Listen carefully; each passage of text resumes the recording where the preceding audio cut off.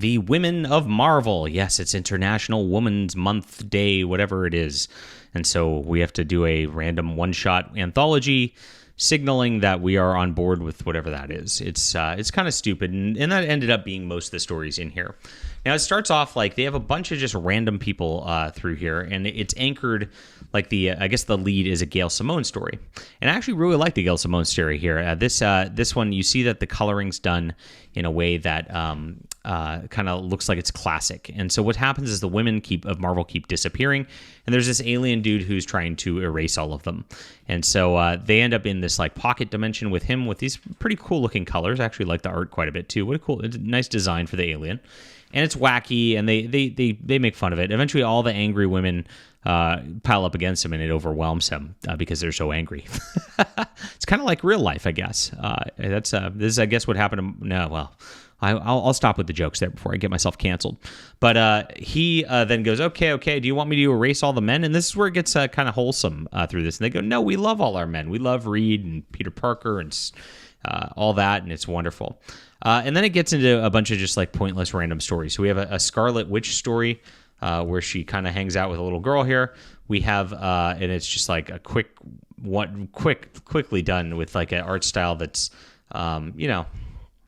looks like a webtoon is what it comes down to at the end of the day.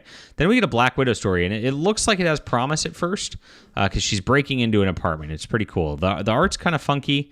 I'd say the figures are not really top notch here. They're definitely backup feature level, and this is cool. I really like this page. This is a cool page layout as she's avoiding the lasers in here.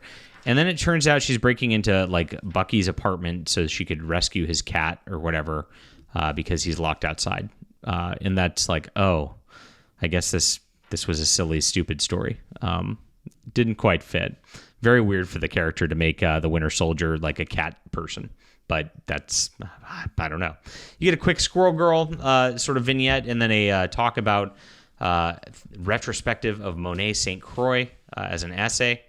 And then you get one more, which is like a Madame Web kind of thing. But I guess Madame Web's not old anymore. She's now younger. I don't know. She gives some villain a glimpse of the future, and it's all dominated by women, baby. And this is kind of like ridiculous. And it kind of gives hints that the new X-Men is going to be led by some females in the Marvel Universe. And this is basically a preview of stuff coming up this year, I think. So not much to it, and kind of a pointless storyline. And he's like, why didn't you show me the real future? And she's like, I showed you what you needed to see. Okay. So all of these were like pretty lame. And this is what happens with these anthologies most of the time is a lot of lame concepts, a lot of like poor attempts at humor, and a lot of just like random people writing random things. Gail Simone's was all right. Again, it didn't really have any bearing on anything, but at least it would like had a kind of wholesome moral to it at the end of it. And so that's about it. Beyond that, it's like pretty unreadable. So 5 out of 10 from Marvel. I don't know why they'd even bother producing this because I can't imagine many people bought this. But what can you do? Leave a comment down below with what you think about this. Hit that like and subscribe button. We'll be back soon.